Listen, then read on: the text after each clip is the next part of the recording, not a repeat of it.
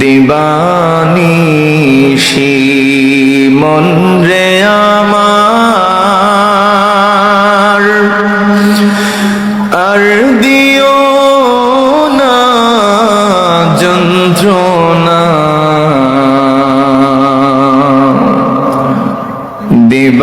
দিবানিশি মন রে আমার আর দিও না যন্ত্রণা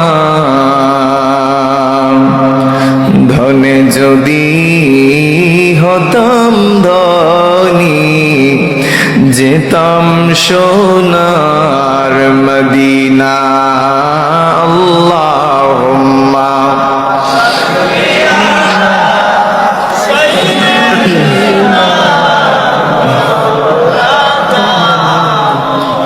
ওয়ালা আলি সাইয়্যিদিনা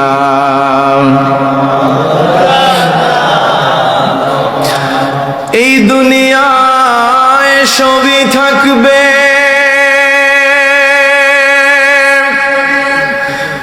আমরা একদিন থাকব না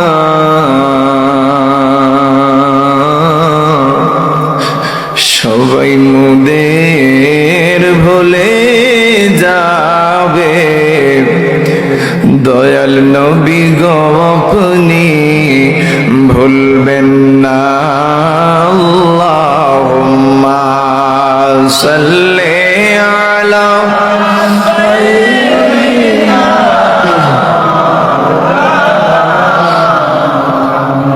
ওয়ালা আলি সাইয়্যিদিনা সবাই একটু মহব্বতে জোরে সুরে বলুন আল্লাহ আল্লাহ আল্লাহু লা ইলাহা জবান খুলে আল্লাহ আল্লাহ আল্লাহু লা ইলাহা কৌসারের মালিক আপনি কোরআনে প্রচার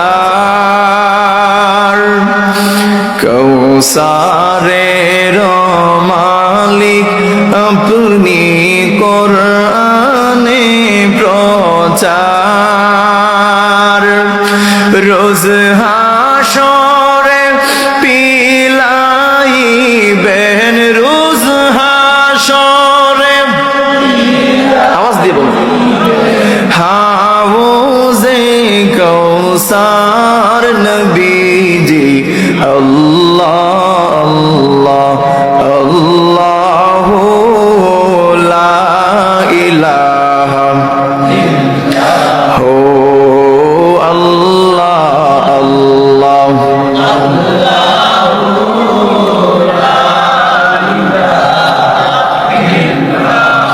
হাসর মিজান কলসি রাতে আপন কেউ তো নাই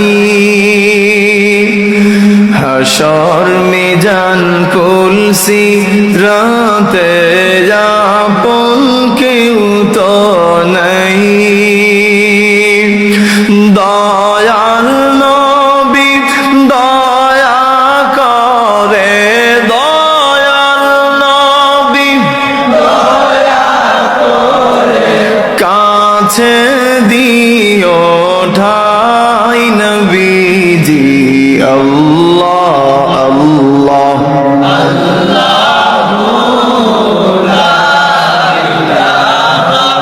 ইল্লাহু আল্লাহ আল্লাহ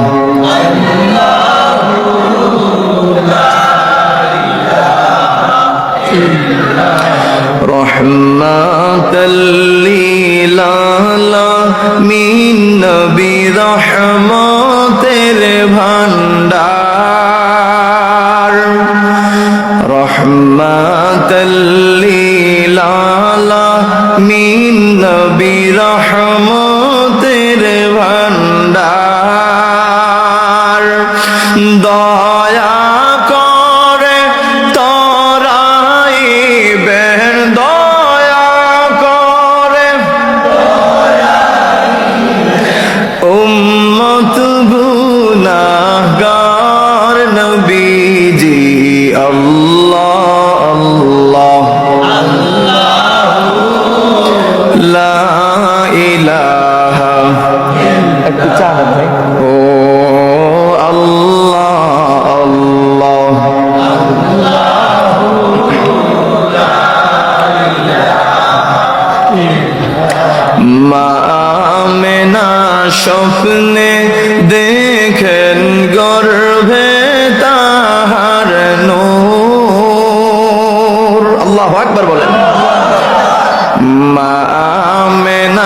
স্বপ্নে দেখেন গর্ভে তাহার নূর, সেই নূরেরই নাম রাখিলেন, সেই নূরেরই নাম রাখিলেন মুহাম্মদ রাসূল নবীজি।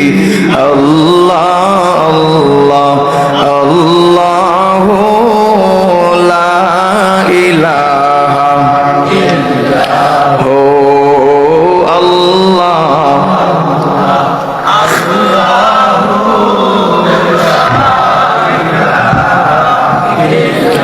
লা ইলাহা ইল্লাল্লাহ মুহাম্মাদুর রাসূলুল্লাহ সাল্লাল্লাহু আলাইহি ওয়াসাল্লাম। অধ্যকার মোল্লা গ্রাম লতিফিয়া ইসলামী যুব সংঘ হেতিমগঞ্জ এর উদ্যোগে শামসুল উলামা আল্লামা ফুলতলি সাহেব কিবলা রহমতুল্লাহ আলাইহি ও এলাকার সকল মুর্দাগানের ইসলামের সওয়াব উপলক্ষে 14তম বার্ষিক ওয়াজ ও দোয়ার মাহফিলের মঞ্চে উপস্থিত সম্মানিত সভাপতি সাহেব জনাব হযরত মাওলানা রফিকুল ইসলাম সাহেব খান কায়েস্তগ্রাম, আজকের মাহফিলের সম্মানিত প্রধান অতিথি জামানার শ্রেষ্ঠতম মুজাদ্দিদ রাইসুল কুররা ওয়াল মুফাসসিরিন উস্তাজুল উলামা ওয়াল মুহাদ্দিসিন সুলতানুল আরিফিন আল্লামা ফুলতুলি সাহেব কিবলা রাহমাতুল্লাহ আলাইহির সুযোগ্য নাতি হযরত আল্লামা আহমদ হাসান চৌধুরী সাহেব, সহযোগী অধ্যাপক আরবি বিভাগ, ঢাকা বিশ্ববিদ্যালয়। জোরে বলেন না মারহাবা। সহদিগর উলামায়ে কেরাম যারা আলোচনা করেছেন আর যারা করবেন, রব্বুল আলামিন যেন প্রত্যেকের আলোচনাগুলো কবুল করেন, মঞ্জুর করেন। আমাদের ব্যক্তিগত জীবন, আমাদের পারিবারিক জীবন, আমাদের সামাজিক জীবন, আমাদের আন্তর্জাতিক জীবন, আমাদের রাষ্ট্রীয় জীবনে যেন প্রত্যেকটি কথার উপরে আমরা আমল করতে পারি। রব্বে কাবা যেন তৌফিক দান করেন, বলি আমিন। আমার সম্মানিত ভাইরা শুনেন, হাদিস পাকের মধ্যে আল্লাহর হাবিব নবী কুল সম্রাট নূর নবী নবীজি আমার মুহাম্মদ সাল্লাল্লাহু আলাইহি ওয়াসাল্লাম তিনি ইরশাদ করেছেন, মুসলিম শরীফের হাদিস, মুসলিম শরীফের 1631 নম্বর হাদিস। হাদিসের মধ্যে আল্লাহর হাবিব বলেন, ইযা মাতাল ইনসানু ইনকাতা আনহু আমালুহু ইল্লা মিন সালাসাতিন ইল্লা মিন সাদাকাতিন জারিয়াহ। জোরে বলেন আল্লাহু আকবার। ইল্লা মিন সাদাকাতিন জারিয়াতিন আও ইলমিন ইউনতাফাউ বিহি আও ওয়ালাদিন সালিহিন ইয়াদউ লাহ। জোরে জোরে বলেন আল্লাহু আকবার। আল্লাহর হাবিব নবী কুল সম্রাট নূর নবী নবীজি আমার মুহাম্মদুর রাসূলুল্লাহ সাল্লাল্লাহু আলাইহি ওয়া আলিহি ওয়াসাল্লাম ইরশাদ করেছেন, যখন মানুষ ইন্তেকাল করে তখন তার আমলনামার সওয়াব বন্ধ হয়ে যায়। সুবহানাল্লাহ বলেন। কিন্তু 3 প্রকারের আমলের সওয়াব অব্যাহত থাকে। সুবহানাল্লাহ বলেন। কয় প্রকার আমলের সওয়াব? 3 প্রকার। আমার সাথে কথা বলবেন, কনভারসেশন করলে আপনারাও অনেক কিছু জানতে পারবেন, শিখে যেতে পারবেন, ঠিক কিনা? কয় প্রকারের জিনিস? 3 প্রকার। এবার আসেন 1 নাম্বার কি? আল্লাহর হাবিব 1 নাম্বার বলেন, ইল্লা মিন সাদাকাতিন জারিয়াহ। সুবহানাল্লাহ বলেন। 1 নাম্বার হচ্ছে সদকায়ে জারিয়া। আপনি দুনিয়ার জমিনে যদি রেখে যেতে পারেন, আমার কলিজার টুকরা ভাইয়েরা, মৃত্যুর পরে কবরে থেকে থেকে আপনি সওয়াবের অংশীদার হতে পারবেন। সুবহানাল্লাহ। এবার আসেন 2 নাম্বার কি? 2 নাম্বার হচ্ছে আও ইলমিন ইউনতাফাউ বিহি। আল্লাহু আকবার বলেন। 2 নাম্বার হচ্ছে উপকারী ইলম, যে ইলমটা আপনি শিখে আপনি সেই ইলমটা আপনি বন্টন করে গেলেন, বিতরণ করে গেলেন। যেমনটা আমাদের উস্তাদরা আমাদেরকে ইলম শিক্ষা দিয়েছেন। উস্তাদদের মধ্যে অনেক উস্তাদ আজ কবরবাসী। আল্লাহ তাআলা যেন তাদের কবরগুলো জান্নাতের বাগান বানায় দেন, বলি আমিন। আমাদের উস্তাদদের থেকে ইলম শিক্ষা করার কারণে আজকে আপনাদের সামনে শত শত মানুষ, হাজার হাজার লক্ষ লক্ষ মানুষের সামনে বসে কোরআন হাদিস থেকে কথা বলতে পারি। একটা মুহূর্তের জন্য শরীর কাঁপে না। আল্লাহু আকবার বলেন। সেই উপকারী ইলম আমাদের উস্তাদ বৃন্দ আমাদেরকে দান করেছেন। আমরাও সেই ইলম অর্জন করে মাদ্রাসায় শিক্ষকতা করি, ছাত্রদেরকেও আমরা বন্টন করি আলহামদুলিল্লাহ। সেই উপকারী ইলম যদি আপনি বন্টন করে যেতে পারেন, খোদার কসম করে বলি গো ভাই, আপনার মৃত্যুর পরে কবরে আপনার জন্য সেই সওয়াব অব্যাহত থাকবে, সওয়াব বন্ধ হবে না। এবার আসুন 3 নাম্বার কি? আল্লাহর হাবিব বলেন আউওয়ালাদিন সালিহিন ইয়াদউলা। 3 নাম্বার হচ্ছে নেক সন্তান। যদি দুনিয়ার জমিনে কোটি কোটি টাকা না রেখে, লক্ষ লক্ষ টাকা না রেখে যদি আপনি এই দুনিয়ার জমিনে নেক সন্তান রেখে যেতে পারেন, খোদার কসম করে বলি গো বাবা, আপনার সেই সন্তানগুলা আপনার মৃত্যুর পরে আপনার লাশের পাশে বসে কোরআন শরীফ থেকে তেলাওয়াত করবে, কোরআন শরীফের খতম তেলাওয়াত করবে। শুধু তাই নয়, কোরআন শরীফ থেকে সূরাতুল ইয়াসিন শরীফ পাঠ করবে, সূরাতুর রহমান শরীফ পাঠ করবে, সূরাতুল মুলক শরীফ পাঠ করবে, সূরাতুল ওয়াকিয়া শরীফ পাঠ করবে, সূরাতুল কিয়ামা আপনাদের খিদমতে পাঠ করবে। জোরে জোরে বলেন না সুবহানাল্লাহ। আজকাল প্রত্যেকটা বাবা চিন্তা করে, আমি যে এই দুনিয়া থেকে চলে যাব, এই দুনিয়া থেকে যাওয়ার পূর্বে আমার সন্তানের জন্য আমি কি রেখে গেলাম। আমার সন্তানের জন্য না পারলাম লক্ষ লক্ষ টাকা রেখে যেতে, না পারলাম প্রপার্টি রেখে যেতে, না পারলাম ব্যবসা বাণিজ্য রেখে যেতে, কিছুই তো পারলাম না। আমি তো হতভাগা বাবা। আসলেই আপনি হতভাগ্য বাবা, আপনি আসলেই হতভাগা বাবা। কারণ আপনি যদি সঠিক বাবা হতেন, তাইলে সব সময় চিন্তা করতেন আমার সন্তানগুলাকে কিভাবে নেককার বানানো যায়, কিভাবে দিনদার বানানো যায়, কিভাবে পরহেজগার বানানো যায়, কিভাবে আমার সন্তানকে কোরআনের পথে চালানো যায়, কিভাবে আমার সন্তানকে ইসলামের পথে চালানো যায়, আমার সন্তানকে কিভাবে কারি সাহেব বানানো যায়, আমার সন্তানকে কিভাবে হাফিজ সাহেব বানানো যায়, আমার সন্তানকে কিভাবে একজন হক্কানি রব্বানি আলেম সাহেব বানানো যায়। বাবারা এই চিন্তা করতেন, এই চিন্তা করতেন, এই চিন্তা করতেন। কথা বলেন ঠিক কিনা? আজকাল সমস্ত বাবারাই কি করে? সন্তানের জন্য ব্যাংক ব্যালেন্স রেখে যায়, তাই না? সন্তানের জন্য ব্যাংক ব্যালেন্স রেখে যায়। এই যে আপনার সন্তানের জন্য আপনি লক্ষ লক্ষ কোটি কোটি টাকা রেখে গেলেন, আপনার মৃত্যুর পরে আপনার সেই সন্তান এই টাকাগুলা ভালো কাজে ব্যয় নাও করতে পারে, ঠিক কিনা বলেন? এই যে আপনারা আমুল্লা গ্রামের ভাইয়েরা, আমার জীবনে আমি কোনো জায়গায় দেখি নাই মানুষরা এত এত দান সৎকা করতে। আলহামদুলিল্লাহ বলেন। আমার আলী ভাই আমার সাথে গল্প করলেন যে গতকাল একদিনে 1,10,000 না 1,10,000 টাকা একদিনে আপনারা দিয়েছেন। আলহামদুলিল্লাহ। আমি দেখি নাই ভাই আর কোথাও এইভাবে। তারপরে অনেক জায়গায় দেখা যায় হুজুররা দেন দেন দেন এই বলে শহীদ হয়ে যায়, স্বামের বাঁশিও কি লড়ে না, ঠিক কিনা বলেন? কিন্তু আপনাদের এলাকাতে হুজুর বন্ধ করতে পারতেছেন না, আপনারা শুধু দিচ্ছেন দিচ্ছেন, দিয়ে তো আপনারা সওয়াব পাইছেন, উপকার পাইছেন, জন্যই তো দিচ্ছেন, তাই না? আচ্ছা বলেন তো, এই যে টাকা পয়সা ধন দৌলত এগুলো যদি আপনি জমা রেখে যেতেন আর আপনি যদি মৃত্যুবরণ করে ফেলতেন, আপনি মৃত্যু হয়ে গেছে, আপনার কবরে চলে গেছেন, আপনার সন্তানগুলা কি ওই টাকাটা ভালো কাজে ব্যয় করবে? এটা গ্যারান্টি দিতে পারবেন? একটা মানুষ কি গ্যারান্টি দিতে পারবে যে আমার সন্তান সব টাকা ভালো কাজে ব্যয় করবে? দেখেন না, কোটি কোটি টাকা বাবা সন্তানের জন্য রেখে গেছে, ওই সন্তান বাবার জন্য 12 বছর 13 কাতরিকে একদিনও হুজুর দিয়ে একটা দোয়াও করায় না, কবরটাও জিয়ারত করে না। হুজুর দিয়ে দোয়া নাই করাইলাম, নিজে তো অ্যাটলিস্ট জিয়ারত করবা, তাই না? নিজেও জিয়ারত করে না, নামাজ পড়ে না, রোজা রাখে না, হজ করে না, যাকাত দেয় না, কিচ্ছু নাই। এই সমস্ত টাকাগুলা নাইট ক্লাবে যাইয়া খরচ করে, আছে না নেই? এমন সন্তান কি নাই বাবা?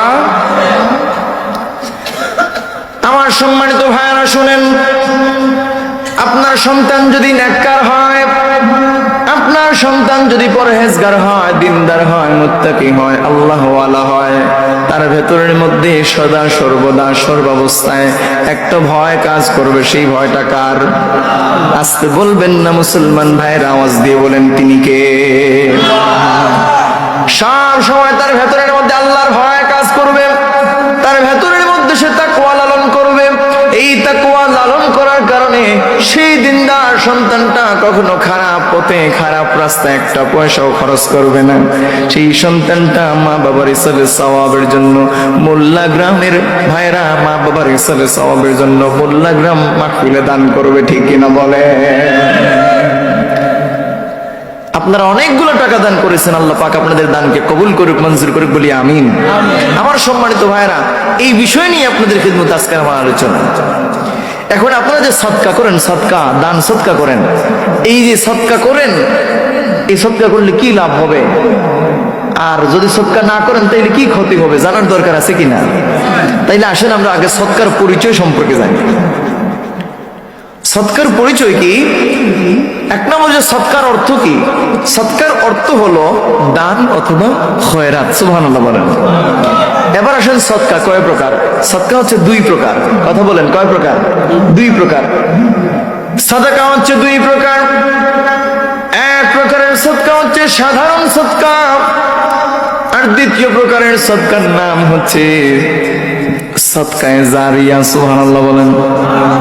এই সাধারণ সদকা কি? এই সাধারণ সদকা মানে হচ্ছে কোনো ক্ষুধার্ত ব্যক্তিকে আহার দান করা। জোরে বলেন সুবহানাল্লাহ। কোন ক্ষুধার্ত লোক আপনার কাছে এসে চাইছে যে বাবা দুপুর বেলা খাবার খাই নাই, ঘরের মধ্যে চাল ডাল কিচ্ছু নাই, আপনার উচিত হচ্ছে আপনি তাকে আহার করাবেন, ঠিক কিনা বলেন? এই সম্পর্কে দেখেন হাদিসে কারিমার মধ্যে কি এসেছে। হাদিসে কারিমার মধ্যে এসেছে আতাইমুল জাই'। আল্লাহু আকবার বলেন। আল্লাহর হাবিব মুহাম্মদুর রাসূলুল্লাহ সাল্লাল্লাহু আলাইহি ওয়াসাল্লাম তিনি ইরশাদ করেছেন তোমরা ক্ষুধার্তকে আহার করাও। আল্লাহু আকবার বলেন। শুধু তাই নয়, হাদিসে কারিমার মধ্যে আরো এসেছে আইয়ুমা মুসলিমিন আত'আমু মুসলিমান আলা জুইন আত'আমাহুল্লাহু মিন থিমারিল জান্নাহ। একটা জবান বন্ধ রাখবেন না, আওয়াজ দিয়ে বলেন আল্লাহু আকবার। আল্লাহর হাবিব নবী কুল সম্রাট নূর নবী নবীজি আমার মুহাম্মদ সাল্লাল্লাহু আলাইহি ওয়া আলিহি ওয়াসাল্লাম তিনি ইরশাদ করেছেন যে ব্যক্তি ক্ষুধার্তকে আহার করায় আমার আল্লাহ রাব্বুল আলামিন ওই লোকটাকে জান্নাতের ফল সমূহ দ্বারা আহার করাবে। সুবহানাল্লাহর আওয়াজটা এত আস্তে কেন ভাই? আরেকটা আওয়াজ দিয়ে বলেন আল্লাহু আকবার। আমার ভাইরা এখানে শেষ নয়। আল্লাহর হাবিব মুহাম্মদুর রাসূলুল্লাহ সাল্লাল্লাহু আলাইহি ওয়া আলিহি ওয়াসাল্লাম তিনি ইরশাদ করেছেন 7টি বিষয়ের প্রতিদান মৃত্যুর পর কবর পর্যন্ত যায়, সওয়াব যায়। সুবহানাল্লাহ বলেন। এক নাম্বার কি? এক নাম্বার হচ্ছে দ্বীনি ইলম, যা কাউকে আপনি শিক্ষা দিয়েছেন আপনার সেই ইলম থেকে অন্যান্য ব্যক্তিরা উপকৃত হয়েছে। আল্লাহু আকবার বলেন। দুই নাম্বার কি? দুই নাম্বার হচ্ছে কোন ঝর্ণা বা খাল খনন করে দেয়। আমাদের সমাজে ঝর্ণাও নাই, এখন ঝর্ণা কম দেখা যায়, খালও তেমন একটা নাই। যদি সম্ভব হয় কোন অসহায় দরিদ্র এলাকার মধ্যে সুন্দর করে বড় সড়ো করে একটা পুকুর দান করে দিবেন, পারবেন না ইনশাআল্লাহ? এবার আসেন তিন নাম্বার। তিন নাম্বার যে কূপ খনন করা। আমাদের বর্তমান সমাজে কূপ নাই, এই জন্য আপনি কূপের বদলে আপনি টিউবওয়েল দিতে পারেন, ঠিক কিনা বলেন? আপনি যদি টিউবওয়েল দান করে যেতে পারেন এই সমস্ত দানের সওয়াব আপনার কবরে যাওয়ার পরে আপনার কিয়ামত পর্যন্ত আপনার আমলনামার মধ্যে সওয়াব পৌঁছাতে থাকবে। আওয়াজ দিয়ে বলেন সুবহানাল্লাহ। আমার ভাইরা এবার শুনেন চার নাম্বার। চার নাম্বার কি? চার নাম্বার হচ্ছে বৃক্ষরোপণ করা। আপনি বিভিন্ন ফলমূলের গাছ আপনি রোপণ করতে পারেন। বিভিন্ন ফলমূলের গাছ যদি আপনি রোপণ করেন, সেই ফলমূলের গাছ রোপণ করার কারণে মানুষরা সেই গাছ থেকে উপকৃত হবে, ফল খাবে। শুধু মানুষজন না গো বাবা, পশু পাখিরা উপকৃত হবে। কথা বলেন ঠিক কিনা? কাঠবিড়ালি এসে খায় না নারিকেল গাছে নারিকেল? আপনাদের এদিকে আছে? কাঠবিড়ালি এসে কি খায়? তোমার কি হয় নাই এখনো? কাঠবিড়ালি এসে নারিকেল খেয়ে চলে যায়। এটা কি তার রিজিক না আপনার রিজিক? তার রিজিক। এজন্য তার রিজিকে যা আছে এগুলো সে খাবেই, এটা আপনি বন্ধ করতে পারবেন না। যতই আপনি বস্তার ভিতরেই ঢুকান না কেন, তারপরও পারবেন না। সৌদি আরবে যারা মক্কা শরীফ গেছেন, মদিনা শরীফ গেছেন, আপনারা বলতে পারবেন সেখানে একটা কিছু গাছ আছে, নিমের গাছ আছে কিনা? যারা গেছেন আপনারা বলতে পারবেন। সেই নিমের গাছগুলোকে সেই দেশে কি নিমের গাছ বলে? কি কি গাছ বলে? জিয়া গাছ। কি গাছ? জিয়া গাছ। এই গাছগুলোর নাম জিয়া গাছ কেন হইলো জানেন আপনারা? অনেকেই জানেন, মুরব্বী বাবারা জানেন। শহীদ প্রেসিডেন্ট জিয়াউর রহমান সাহেব তিনি বাংলাদেশ থেকে ফ্লাইটে নিমের চারা নিয়ে সৌদি আরবে রোপণ করেছিলেন। এই জন্যই চারাগুলোর নাম হচ্ছে জিয়া গাছ। আলহামদুলিল্লাহ বলেন। তো আমরাও কি বৃক্ষ রোপণ করতে পারবো তো ইনশাল্লাহ? ইনশাল্লাহ। এবার আসেন আমার ভাইয়েরা, 5 নাম্বার কাজ কি? 5 নাম্বার কাজ হচ্ছে মসজিদ নির্মাণ করা। আপনি যদি আল্লাহর ঘর মসজিদ আপনি নির্মাণ করে যেতে পারেন, শুধু মসজিদ নির্মাণ করলেই চলবে না বাবা। এখন আপনার এলাকার মধ্যে বড় সড়ো মসজিদ আছে, এখন আপনার টাকা আছে, পয়সা আছে, ধন দৌলত আছে, কোনো কিছুর কোনো কমতি নাই। এলাকার ভাইদের সাথে লাগছে আপনার ফিকশন ঝগড়া, এবার নিজের ঘরের সামনে দিয়ে দিলেন মসজিদ। ঠিক কিনা বলেন? এমন অনেক জায়গায় কি নাই ভাই? এক এলাকার মধ্যে 3টা 4টা 5টা 6টা মসজিদও কি আছে। এই ধরনের মনোভাব নিয়ে মসজিদ তৈরি করলে ফায়দা হবে না। মসজিদ তৈরি করতে হবে কার সন্তুষ্টির জন্য? আওয়াজ দিয়ে বলেন, কার সন্তুষ্টির জন্য? মসজিদের খোরা কি হচ্ছে? মুসল্লি। এবার মসজিদে যদি মুসল্লি না থাকে, আপনি মসজিদ তৈরি করে কি করবেন? এখানে কি শুধু জিন্নাতরা নামাজ পড়বে নাকি? মসজিদ তৈরি করতে হলে অবশ্যই মুসল্লি থাকতে হবে। জোরে বলেন ঠিক না? আমার ভাইরা আবার শুনেন, 6 নাম্বার কি? 6 নাম্বার হচ্ছে দ্বীনি কিতাব। আপনি যদি দুনিয়ার জমিনে রেখে যেতে পারেন, আপনি দ্বীনি কিতাব দুনিয়ার জমিনে রেখে যাওয়ার কারণে আপনার মৃত্যুর পরে আপনার সেই কিতাব পড়ে মানুষটা যখন উপকৃত হবে, আপনার কবরের মধ্যে অটোমেটিক্যালি সওয়াব পৌঁছায় দেবেন একজন তিনিকে।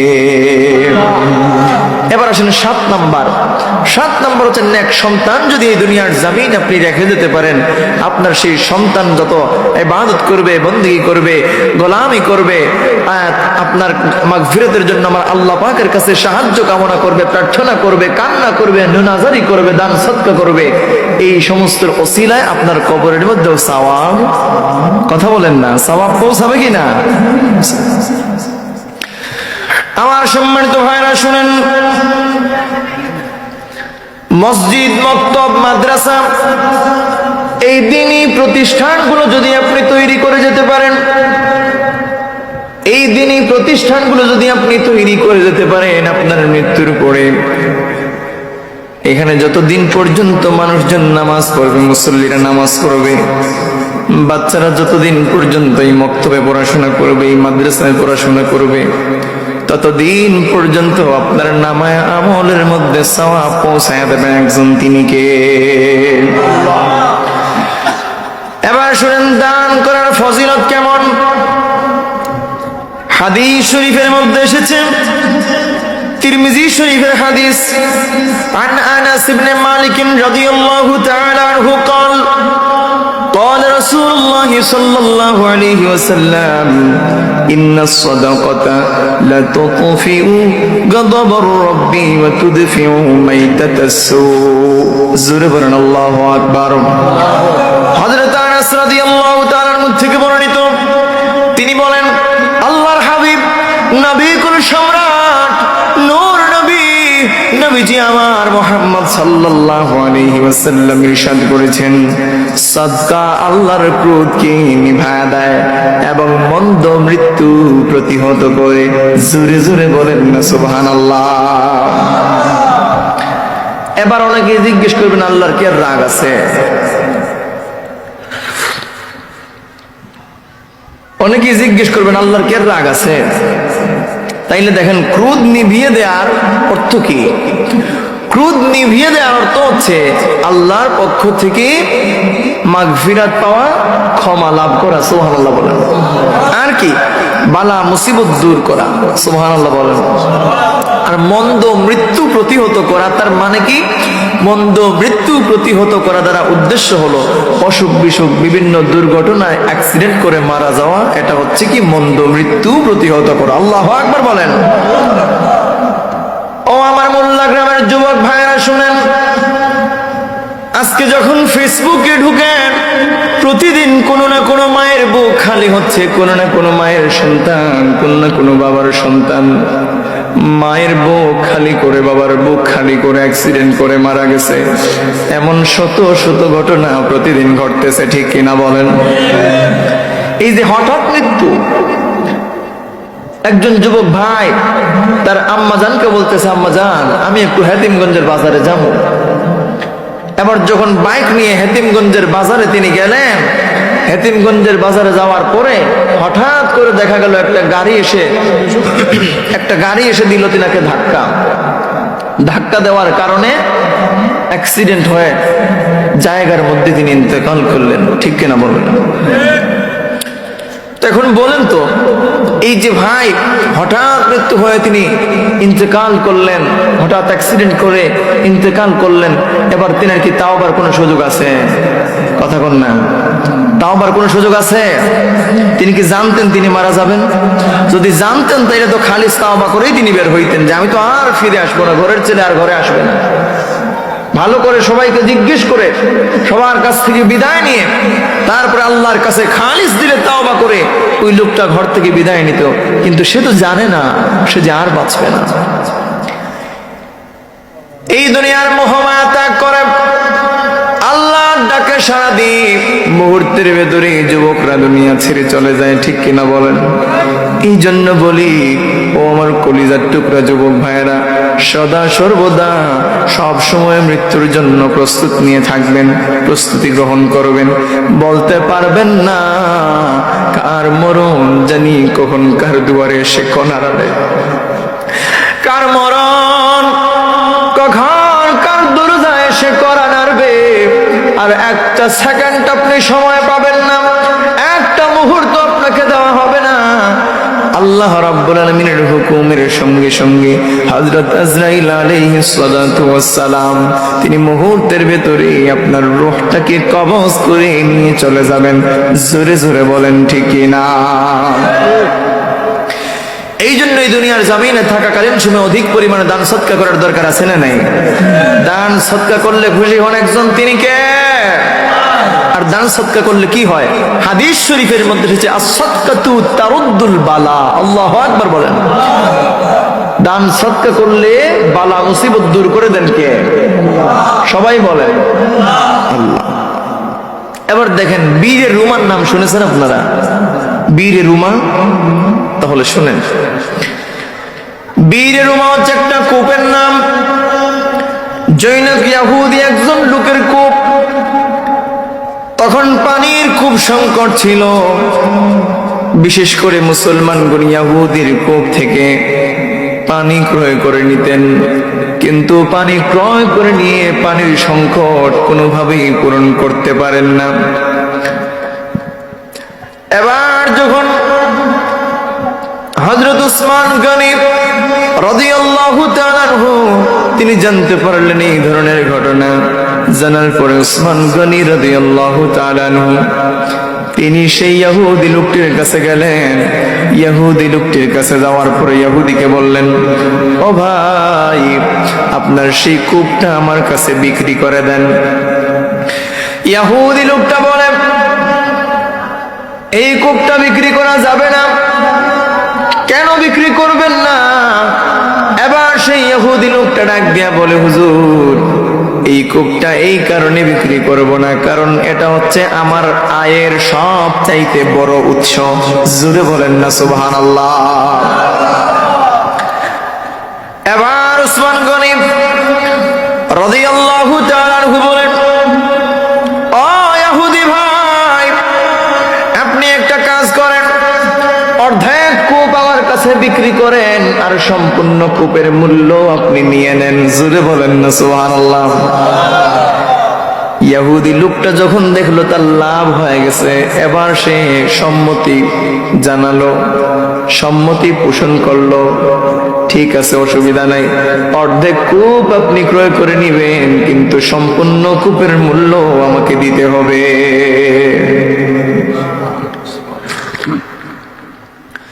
আমার ভাইরা শুনেন, এবার যখন নবীজির সাহাবী হযরত উসমান গনি রাদিয়াল্লাহু তাআলা আনহু তিনি যখন এই অর্ধেক কূপ ক্রয় করলেন সম্পূর্ণ কূপের দাম দিয়ে, এবার ডিল হলো। কিসের ডিল? ইহুদির সাথে ডিল হলো, একদিন এই কূপ থেকে আমি পানি উঠাবো আর একদিন তুমি পানি উঠাবে। সুবহানাল্লাহ বলেন। এইভাবে যখন চলতে আছে তখন দেখা যায় সমস্ত মুসলমানেরা ফ্রিতে হযরত উসমান গনি রাদিয়াল্লাহু তাআলা আনহুর যেদিন কূপ থেকে পানি সংগ্রহ করার কথা সেই দিন সবাই ফ্রিতে এখান থেকে পানি সংগ্রহ করে নিয়ে যায়। আর একটা লোকও কি ইহুদির কাছে পানি কিনতে যায় না। সুবহানাল্লাহ কইবেন না? এবার ইহুদির লোকটা চিন্তা করলো, আমার ব্যবসার তো 12টা বাজে গেছে। কথা বুঝেন নাই? ব্যবসার কয়টা বাজছে? 11টা না 12টা? 12টা বাজলো। একটা লোক ইহুদির কাছে পানি কেনার জন্য যায় না। উসমান গনি রাদিয়াল্লাহু তাআলা আনহুর কাছে সবাই সেখান থেকে যে পানি সংগ্রহ করে ফ্রি সার্ভিস নিচ্ছে সবাই। সুবহানাল্লাহ।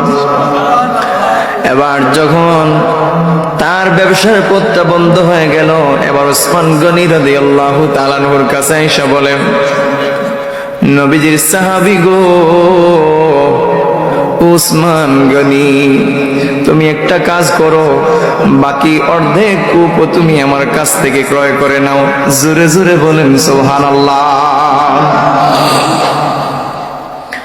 আমার কলিজার টুকরা ভাইরা শুনেন, এবার যখন নবীজির সাহাবী হযরত উসমান গনি রাদিয়াল্লাহু তাআলা আনহু তিনি সম্পূর্ণ কূপটা যখন ক্রয় করে নিলেন, এবার তিনি আল্লাহর ওয়াস্তে এই কূপটা মুসলমানদের জন্য, আল্লাহর জন্য ওয়াকফ করে দিলেন। জোরে জোরে বলেন সুবহানাল্লাহ।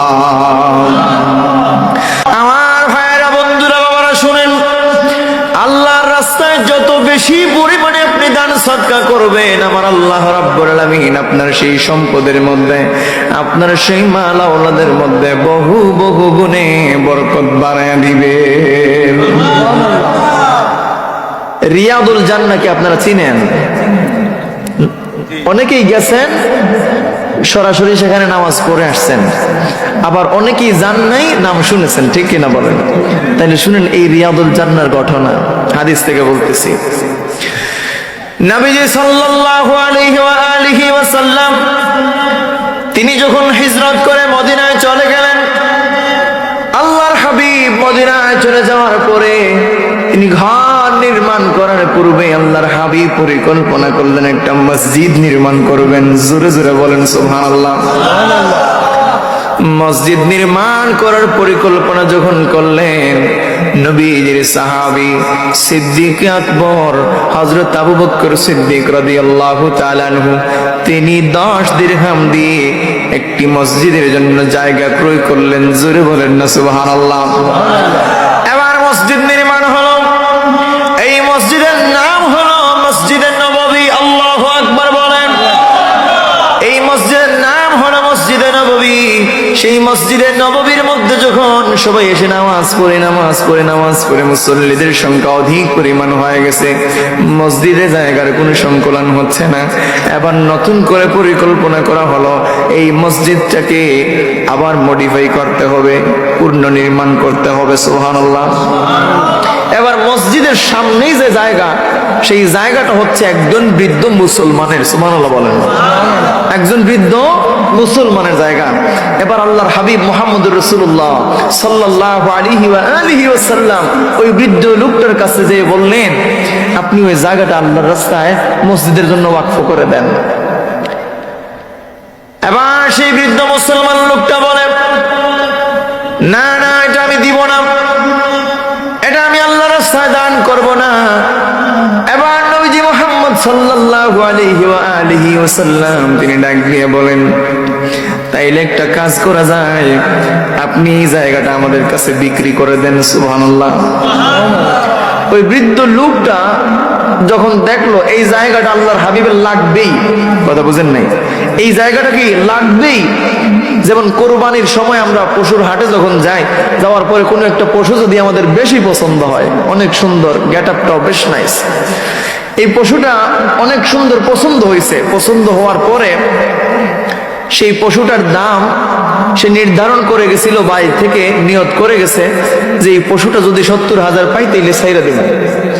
এবার যখন আপনার কাছে ওই লোকটা 70,000 দাম চাইছে, তখন আপনি 1 লাফে তাকে দাম বলে দিলেন, ভাই এটা 65,000 দিব। কথা বুঝেন নাই, এটা কত দিব? 65,000 দিব। এবার ওই লোকটা কি করলো, মনে করলো 70,000 বলাই তো 65,000 1 লাফে বইলা দিয়ে, যদি 80,000 বলতাম তাইলে হয়তো 70,000 এমনিতেই বলতো। কথা বুঝেন নাই। এবার কি করবে, পরবর্তী যে কাস্টমার আসবে, আইসা যখন এই পশুটার দাম যখন জিজ্ঞেস করবে, তখন কি আর 70 বলবে? 70 বলবে না, 80 85 এইভাবে বলবে। কারণটা কি? তার পশু সুন্দর, মানুষ দাম দিয়ে এটা নিবে, এই জন্য দাম বাড়াইয়া দিছে। আল্লাহর হাবিব মুহাম্মদুর রাসূলুল্লাহ সাল্লাল্লাহু আলাইহি ওয়া আলিহি ওয়াসাল্লাম তিনি যখন সেই বৃদ্ধ লোকটির কাছে বললেন, তাহলে এই জায়গাটা বিক্রি করে দেন। এবার সেই বৃদ্ধ লোকটা আল্লাহর হাবিবের কাছে জায়গার যে মূল্য আছে সেই মূল্য থেকে 10 গুণ বেশি মূল্য চাইলো। জোরে কন্না নাউজুবিল্লাহ। কত গুণ বেশি মূল্য চাইছে? আল্লাহর হাবিব কিনতে পারলেন না। এবার তিনি চলে গেলেন মসজিদে নববীতে। যাওয়ার পরে আল্লাহর হাবিব মুহাম্মদুর রাসূলুল্লাহ সাল্লাল্লাহু আলাইহি ওয়াসাল্লাম সেখানে যাওয়ার পরে তিনি ঘোষণা দিয়ে দিলেন, নোটিশ জারি করে দিলেন। কিসের নোটিশ? নোটিশ হচ্ছে, যে ব্যক্তি এই জায়গাটা ক্রয় করে মসজিদের জন্য ওয়াকফ করে দিবে, আমার আল্লাহ তাআলা তাকে জান্নাত দান করে দিবে। হযরত উসমান গনি রাদিয়াল্লাহু তাআলা আনহু সেই সময় তিনি মসজিদের নববীতে উপস্থিত ছিলেন না। মসজিদের নববীতে যখন তিনি আসলেন, আসার পরে যখন এই সুসংবাদ তিনি শুনতে পেলেন, সঙ্গে সঙ্গে এক দৌড়ে চলে গেলেন সেই বৃদ্ধ লোকটার বাড়িতে। যাওয়ার পরে যখন কথাবার্তা বললেন, এই জায়গাটা ক্রয় করে নেবেন। এবার সেই বৃদ্ধ লোকটা আল্লাহর হাবিবের কাছে দাম চাইছিল 10 গুণের চাইতেও বেশি।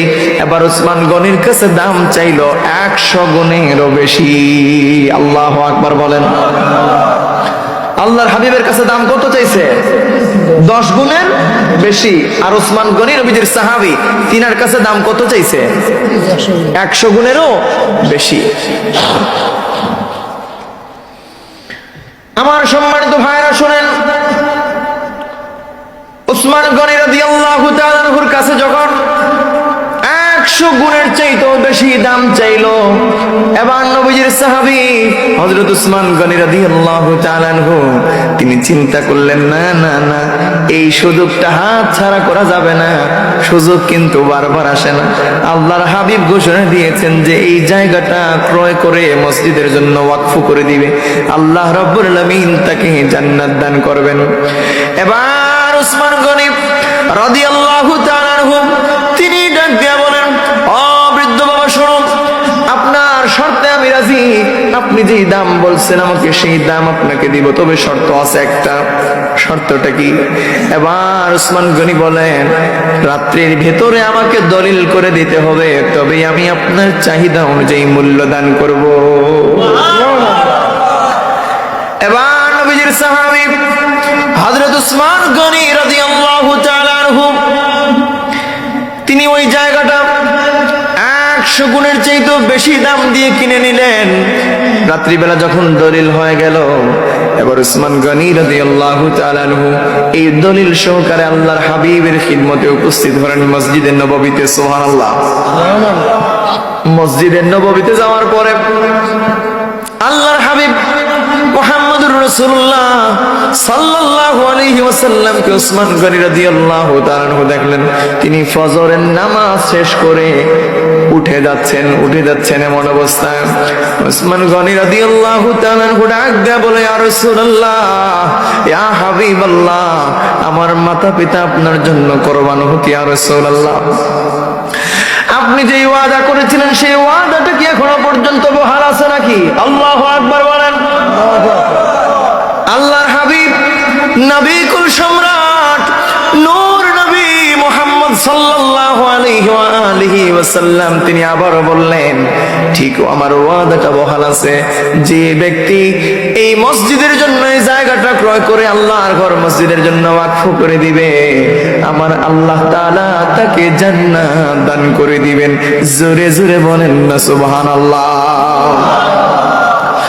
এবার উসমান গনি রাদিয়াল্লাহু তাআলা আনহু তিনি আল্লাহর হাবিবের হাত মোবারকের মধ্যে দলিলটা দিয়ে দিলেন। আল্লাহর হাবিব মুহাম্মদুর রাসূলুল্লাহ সাল্লাল্লাহু আলাইহি ওয়া আলিহি ওয়াসাল্লাম ঘোষণা করেছেন, আল্লাহ রাব্বুল আলামিন ওসমান গনিকে জান্নাত দান করবেন। জোরে জোরে বলেন সুবহানাল্লাহ।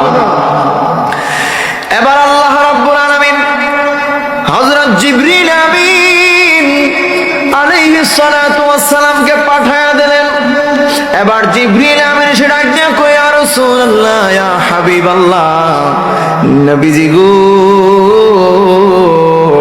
আল্লাহ রাব্বুল আলামিন আপনার কাছে আমাকে পাঠাইছেন আর বলছেন, যাও রে জিবরাইল, আমার হাবিবকে গিয়ে বলো এই জায়গাটুকু আমি আল্লাহ এই দুনিয়াতে জান্নাতের বাগান হিসাবে কবুল করে নিলাম। জোরে জোরে বলেন না সুবহানাল্লাহ। আমার মোল্লা গ্রামের ভাইরা শুনেন, হাদিসে পাকের মধ্যে আল্লাহর হাবিব মুহাম্মদুর রাসূলুল্লাহ সাল্লাল্লাহু আলাইহি ওয়া আলিহি ওয়াসাল্লাম তিনি ঘোষণা করে দিলেন, মা বাইনা বাইতি ওয়া মিম্বারি রাউদাতুম মির রিয়াদিল জান্নাহ। একটা জবান বন্ধ রাখা যাবে না, আওয়াজ দিয়ে বলেন না সুবহানাল্লাহ। আল্লাহর হাবিব বলেন, আমার ঘর এবং আমার মিম্বরের মধ্যখানে অবস্থিত জায়গাটুকু আমার আল্লাহ তাআলা জান্নাতের বাগান বানায়া দিয়েছে। আর একটু জোরে বলেন আল্লাহু আকবার। এবার বলি মান খুলে প্রাণ খুলে, ইয়া রাসূলুল্লাহ, ইয়া হাবিবাল্লাহ, ইয়া নবী আল্লাহ। আমার কলিজার টুকরো যুবক ভাইয়েরা শুনেন, অধিক পরিমাণে আল্লাহর রাস্তায় দান করবেন, সাদকা করবেন, আপনার জীবনটা পরিবর্তন করে দিবেন কে? আস্তে বলবেন না, জোরে বলেন কে? আল্লাহ। আমার সম্মানিত ভাইয়েরা শুনেন, নবীজির আদরের দুলালিনী হযরত ফাতিমাতুজ জাহরা রাদিয়াল্লাহু তাআলা আনহা 3 দিন ধরে ঘরের মধ্যে কোনো খাবার নেই। হযরত আলী রাদিয়াল্লাহু তাআলা আনহুকে ডাক দিয়ে বলেন, প্রাণে স্বামী, ও স্বামী গো, 3 দিন ধরে ঘরের মধ্যে কোনো খাবার নেই। হযরত হাসান হুসাইন খাবারের জন্য কান্দে কান্দে, প্রাণের স্বামী, আমার পরনের যে চাদর আছে সেই চাদরটা আপনি বাজারে নিয়ে বিক্রি করে দেন। হযরত আলী রাদিয়াল্লাহু তাআলা আনহু সেই চাদরখানা বাজারে নিয়ে গেলেন। বাজারে নিয়ে যাওয়ার পরে 6 দিরহামের বিনিময়ে সেই চাদরটা তিনি বিক্রি করে দিলেন। জোরে বলেন সুবহানাল্লাহ। এবার চাদরটি যখন বিক্রি করে দিলেন, বাড়িতে ফেরার পথে একজন ভিক্ষুক তিনার কাছে হাত পাতল আর বলল, হযরত আলী রাদিয়াল্লাহু তাআলা আনহুকে বলল, আমি বড় অসহায়, দুর্বল, ক্ষুধার্ত, আমাকে দান করুন। হযরত আলী রাদিয়াল্লাহু তাআলা আনহু সবগুলো দিরহাম সেই ফকির মিসকিন ভিখারিকে তিনি দান করে দিলেন। ও ভাই, এই জায়গায় যদি আপনি আর আমি হইতাম তাহলে কি করতাম? কইতাম না নিজের জান বাঁচানো ফরজ, ফতোয়া লাগাই দিতাম না? কথাটা না, আমরা হইলে কইতাম জান বাঁচানো ফরজ, আগে নিজের জান বাঁচো, করে মিয়া তোমার জান বাঁচানো। উসমান হযরত আলী রাদিয়াল্লাহু তাআলা আনহু তিনি 6 দিরহাম সেই ভিক্ষুক লোকটাকে দান করে দিলেন। এবার যখন খালি পকেট নিয়ে উসমান গনি হযরত আলী রাদিয়াল্লাহু তাআলা আনহু যখন বাড়ির দিকে রওনা হলেন, এবার পথিমধ্যে তিনি একজন আগন্তুক লোক পেলেন, যিনার হাতের মধ্যে একটা উটের লাগামে ধরে আছেন। এবার তিনি ডাক দিয়া বলেন, আপনি কি এই উটটা কিনবেন নাকি? এবার তিনি ডাক দিয়া বলেন, আমি যে উট কিনবো, আমার কাছে তো একটা দিরহামও নেই। এবার সেই পথিক লোক বলে, আপনার একটা দিরহামও দিতে হবে না, এক দিরহামও আপনার খরচ করা লাগবে না। আপনি একটা কাজ করেন, আমার কাছ থেকে মূল্য নির্ধারণ করে উটটা আপনি কিনে নেন, 100 দিরহাম আমাকে দিবেন, আর তার চাইতে যত বেশি আপনি পাবেন, যা পাবেন সেগুলো আপনার। সুবহানাল্লাহ। এবার হযরত আলী রাদিয়াল্লাহু তাআলা আনহু তিনি এই কথায় রাজি হয়ে তিনি রওনা হলেন বাজারের দিকে। হঠাৎ করে আরেকজন পথিক আইসা বলে, আপনার উটটা এত সুন্দর, এত সুন্দর, এমন উট আমার জীবনে আমি আর দেখি নাই, আপনার উটটা কত হলে বিক্রি করবেন? আলী রাদিয়াল্লাহু তাআলা আনহু তিনি ডাক দিয়া বলেন, এই উটের কোনো দাম দর আমি করব না, আপনি কত দিতে চান একটা দাম বলে নিয়ে যান। এবার সেই পথিক লোক বলে, এই উটটার দাম আমি দিব 160 দিরহাম। সুবহানাল্লাহ বলেন, আস্তে বলবেন না, আওয়াজ দিয়ে বলেন সুবহানাল্লাহ। এবার যখন 160 দিরহাম দাম সাব্যস্ত হলো, উটটা বিক্রি করে দিলেন। উট বিক্রি করে দিয়ে 100 দিরহাম যার কাছ থেকে ক্রয় করলেন তাকে দিয়ে দিলেন, আর বাকি 60 দিরহাম নিয়ে বাড়িতে চলে গেলেন। বাড়িতে যাওয়ার পরে হযরত ফাতিমাতুজ জাহরা রাদিয়াল্লাহু তাআলা আনহা তিনি কান্না করেন আর তিনি রাগান্বিত হন। কেন রাগান্বিত হলেন?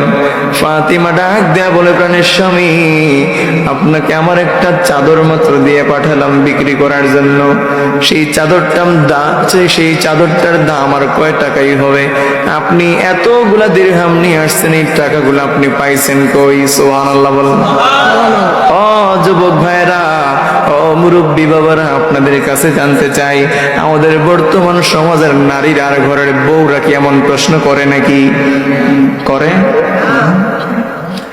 আপনি চুরি করেন আর ডাকাতি করেন, ছিনতাই করেন, মার্ডার করেন, নাথিং টু সে। কথা বুঝেন নাই? আমার কিচ্ছু যায় আসে না, আমার টাকা লাগবে, টাকা। সোনার কানের দুল পড়তে হবে, সোনার নেকলেস পড়তে হবে, পায়ের মধ্যে সোনার বালা পড়তে হবে। এখন টাকা চুরি করে আনবা নাকি ডাকাতি করে আনবা নাকি খুন করে আনবা, এটা আমার দেখার বিষয় না, টাকা লাগবেই লাগবে। যদি টাকা দিতে না পারো, চাহিদা পূরণ করতে না পারো, তাইলে বিয়া করছো কেন? জিজ্ঞেস করে কিনা? আপনাদের এলাকায় মনে হয় নাই এই ধরনের মহিলা? আছে? কথা তো বলতেছেন না আপনারা।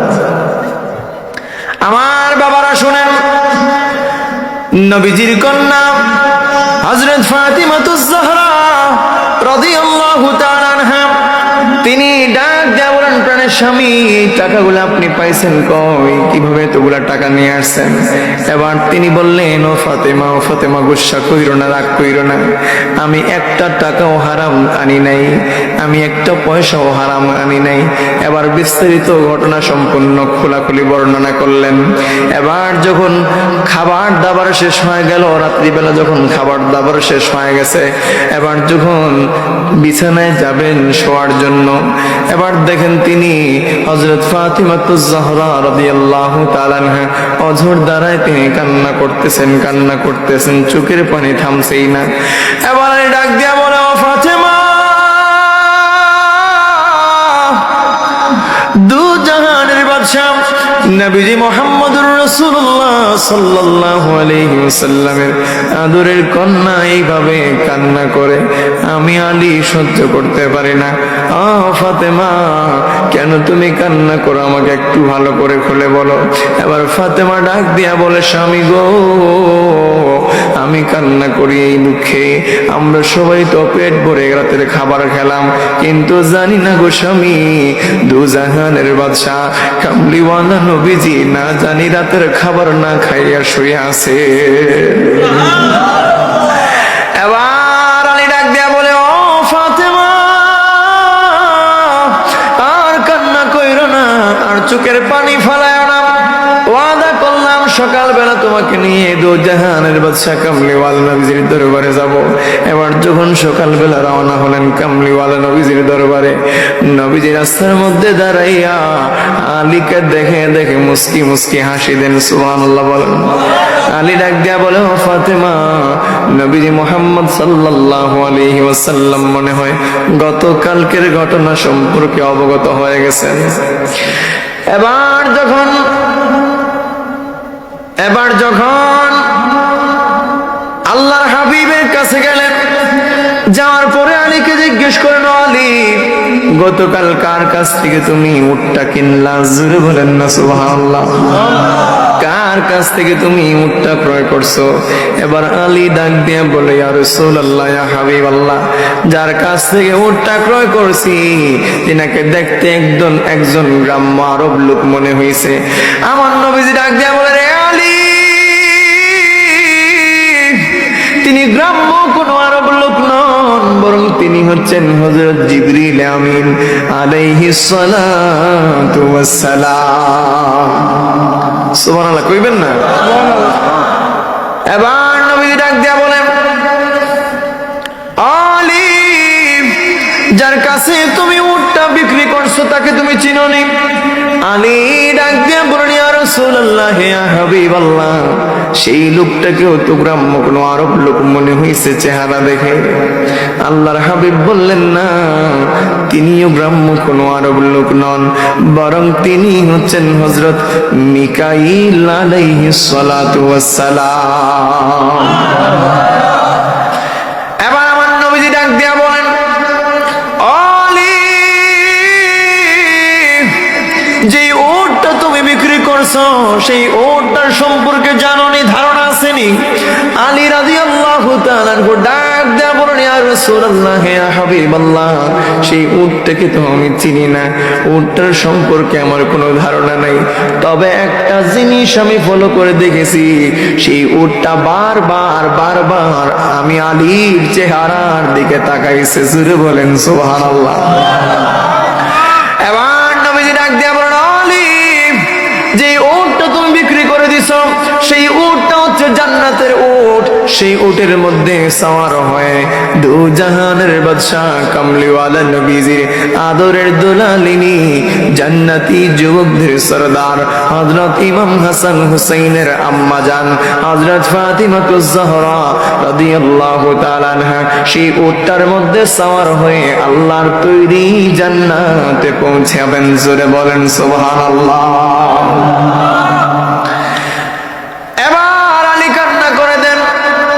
অঝড় দ্বারায় কান্না করতেছেন, কান্না যেন থামছেই না। হযরত ফাতিমাতুজ জাহরা রাদিয়াল্লাহু তাআলা আনহা তিনি ডাক দিয়ে বলেন, প্রাণের স্বামী, আপনি কান্দেন কেন? এবার তিনি ডাক দিয়ে বলেন, ও ফাতিমা, আর আল্লাহর হাবিবকে বলেন, ইয়া রাসূলুল্লাহ, ইয়া হাবিবাল্লাহ, আমি যদি জানতাম এটা জান্নাতি উট, খোদার কসম করে বলি আমি সেই উটটার লাগাম একটা মুহূর্তের জন্য ছেড়ে দিতাম না। আলী যখন কান্দেন তখন ফাতিমাতুজ জাহরা রাদিয়াল্লাহু তাআলা আনহা তিনি ডাক দিয়ে বলেন, আলী, আর কান্না কইরো না, প্রাণের স্বামী, আর কান্না করবেন না। আমি আপনার সাথে কমিটমেন্ট করলাম, প্রমিস করলাম, ওয়াদা করলাম, যদি আমি জান্নাতে যাই আপনি স্বামীকে ছাড়া আমি জান্নাতে যাব না। আর একটু জোরে করেন আল্লাহু আকবার। সম্মানিত হাজিরিন, এবার বলেন তো দান খয়রাত করার দরকার আছে না নেই? ভাই সামনে দিকে আসবেন। আমি তো আর পারবো না, আমার এই রোগটার মধ্যে মনে হয় প্রেশার ডাউন হয়ে গেছে, এই রোগের মধ্যে অনেক ব্যথা করতেছে অনেক সময় থেকে। জি জি মিলাদ পড়ব। তো সম্মানিত হাজিরিন, আমি বিনয়ের সাথে বলি যে অধিক পরিমাণে দান সদকা করতে হবে। দান সদকা যদি অধিক পরিমাণে করেন তাইলে আপদ বিপদ বালা মুসিবত দূর করে দেবেন কে? আল্লাহ। তাইলে অধিক পরিমাণে দান সদকা করতে রাজি আছেন তো? ইনশাআল্লাহ দান সদকা করবেন, সাধ্য অনুযায়ী দান সদকা করবেন। যখন আপনার কাছে টাকা থাকবে না তখন আপনি আফসোস করবেন যে আমার কাছে টাকা নাই। আমার হয়তো বড় কোনো সমস্যা হয়ে যাবে, অনেক সময় থেকে ব্যথা করতেছে। আমি ওই আলোচনাটা গুছিয়ে নিয়ে আসছি, একটু মিলাদ করে দোয়া করে 20 মিনিট পার করে দিই, ঠিক আছে? সম্মানিত হাজিরিন, দান সদকা অধিক পরিমাণে করবেন। যখন আপনার কাছে টাকা পয়সা থাকবে না তখন তো আফসোস করবেন, হায় রে অমুক মানুষ দান সদকা করে, আমার কাছে যদি টাকা থাকতো তাইলে আমিও তো দান সদকা করতাম, ঠিক কিনা বলেন? অতএব প্রিয় মুসলমান ভাইরা, যতক্ষণ পর্যন্ত হাতের মধ্যে টাকা পয়সা আছে ততক্ষণ পর্যন্ত দান খয়রাত করতে কৃপণতা করা যাবে না। আমরা যা কিছু আলোচনা করলাম, আল্লাহ রাব্বুল আলামিন যেন আমাদের প্রত্যেকের আলোচনাগুলো কবুল করেন, মঞ্জুর করেন। আমাদের ব্যক্তিগত জীবন, আমাদের পারিবারিক জীবন, আমাদের সামাজিক জীবন, আমাদের রাষ্ট্রীয় জীবন, আমাদের আন্তর্জাতিক জীবনে প্রতিটি কথার উপরে আমরা যেন আমল করতে পারি। রব্বে কায়নাত যেন সবাইকে তৌফিক ভিক্ষা দান করেন, বলি আমিন।